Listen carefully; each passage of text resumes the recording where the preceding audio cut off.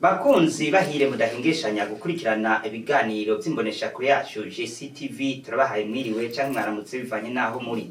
Turi kuwa 10 Kigarama uyu mwaka numwanya wo gukurikirana amakuru avuga mu rurimi rw'ikirundi. Jewe ngira ngo ndabashikirize Ntwasibomana Ponsier uri mu buhinga bw'ivyuma ni Fabrice Rankunda sangwe kaze. Amakuru tugira ngo tubashikirize agizwe n'ingingo nkuru zikurikira.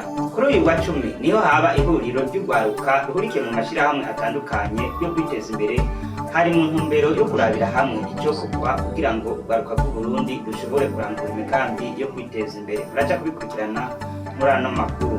Ivyavuye mu bushakashatsi bwakozwe n'abahinga ku ifumbire ihingurwa n'ihinguriro FOMI biterwa mbumbaruko na njabukamazi byarashizwe ahabona n'ubushikiranganji bw'uburimyi n'ubworozi. Uraja kubikurikirana navyo nyene muri ano makuru. Tubafitiye kandi n'ayavugwa mu bindi bihugu.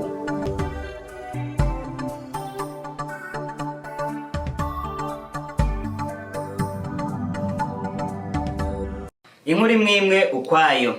Kuri uyu wa 10 Kigarama uyu mwaka niho haba ihuriro ry'ugwaruka rusanzwe ruhurikiye mu mashirahamwe atandukanye yo kwiteza imbere, hari mu ntumbero yo kurabira hamwe ico kugwa kugira ngo ugwaruka bw'u Burundi rushobore kurangura imigambi yo kwiteza imbere. Ni inkuru twateguriwe na mugenzi wacu Sofoni Hicu Burundi. Kuri uyu wa 10 Kigarama umwaka wa 2021 hatunganijwe ihuriro ry'ugwaruka ruhurikiye mu mashirahamwe yo kwiteza imbere mu ntumbero yo gushiraho imigenderanire y'ugwaruka hamwe n'abagwiza tunga bashobora kubafasha mu migambi yarwo.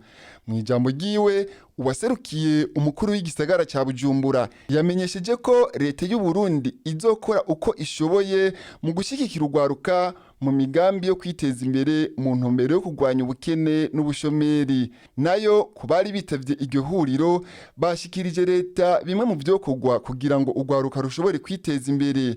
Bimwe muri vyo hakaba harimo gusaba leta ko yotanga n'imiburiburi imyaka 2 y'ubuntu ku makori n'amatagisi kugwaruka rugitangura imigambi, gusahiriza ibanki y'ugwaruka mu gushinga ayandi mabanki afasha ugwaruka n'ibindi. Zimwe mu ntambamyi ugwaruka rufise imigambi yo kwiteza imbere ruhura nazo harimwo kubura imitahe, kutitabwaho bikwiye n'ibindi. Kandi tubongera ko amafaranga ari ngahanye ibinyene donc le monde vivant qui nous entoure iyo mahera. Jewe rero ngomba ko ibintu byose tubizobikora twisunza amategeko duplede leta nyako leta byedushirireho amategeko kuko ibi byose tuvuga bitagiye amategeko shaka tuvuge 2014 ni zero tuzohora tuza tuvuge hamwe dutahe. Turashima cyane ku buryo kwera leta iseho la banque des jeunes igitega na banque des femmes irikiraza, ariko twe twasaba yuko irya banki mbere ko mpeza kuvuga inose y'itegeko irya banque des jeunes byabaye byiza ibaye decentralize ikaja mu ntara zose ibaye decentralize ikaja mu ntara zose kuko dusanga igitega ni kure deja hari gihuja ugiye kuraba ugasanga si hari uteza ko peut-être kurarayo umurindire ejo za kwakirejo ivyo se nabandi pass nawe uri kuragira muri yandi wari wategekanije ngo ndagafo don huze tugomba gutanguza kabura gakwiye mu matike umva kwice kibikibaza.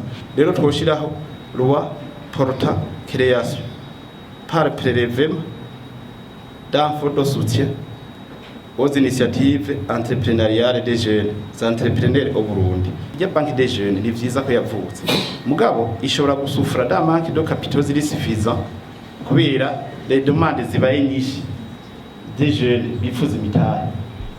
Mugaye no doter de l'appui d'une banque kuko ntushobora kuvuga ngo gukora promoting les investissements nawe utagira n'amahera ntibiba udafise banki none woya promoting gute ayo investment kupagereya gusa yego ni vyiza mugabo bakwagereya nivyo kandi ubo bakwagereya mwanya muto mwari fo ko bakwagereya bace bakwa kompanya basi nagakirindi na gato.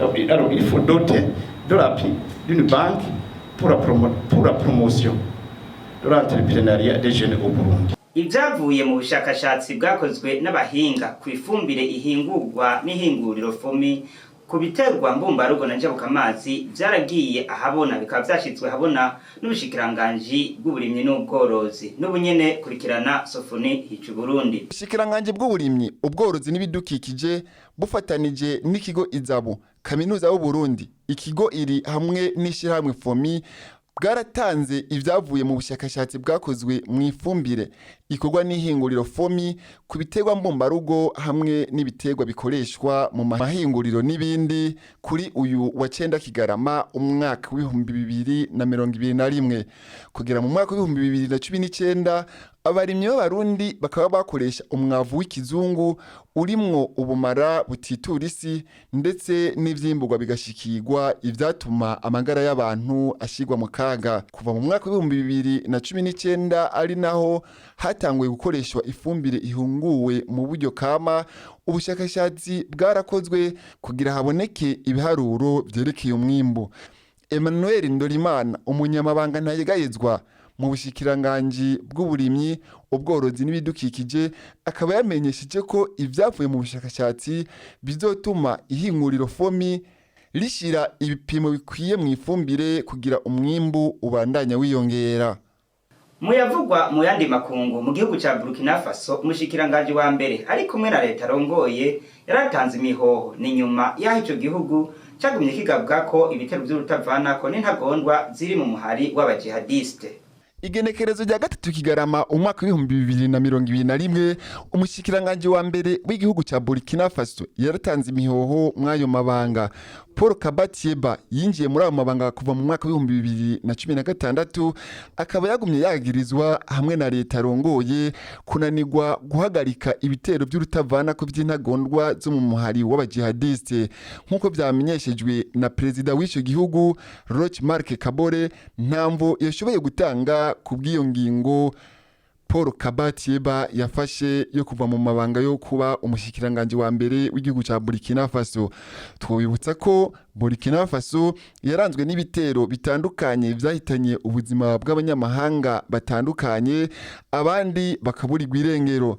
Aho twovuga nk'umukenyezi w'imyaka 34 yamuka muri Canada Edith Bless n'umutaliyano Luca Taceto abo bakaba babuzwe irengero muri uku kwezi kwa12.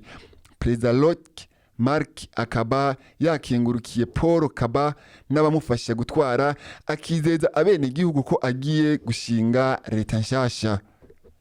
Bakunzi mwariko mudukurikirana aha niho turangirije amakuru twari twabateguriye ariko tubibutse ko mushobora kubandanya mudukurikirana muciye ku rubuga rwa Facebook, Instagram, Twitter na YouTube mugiraho muba mubaho.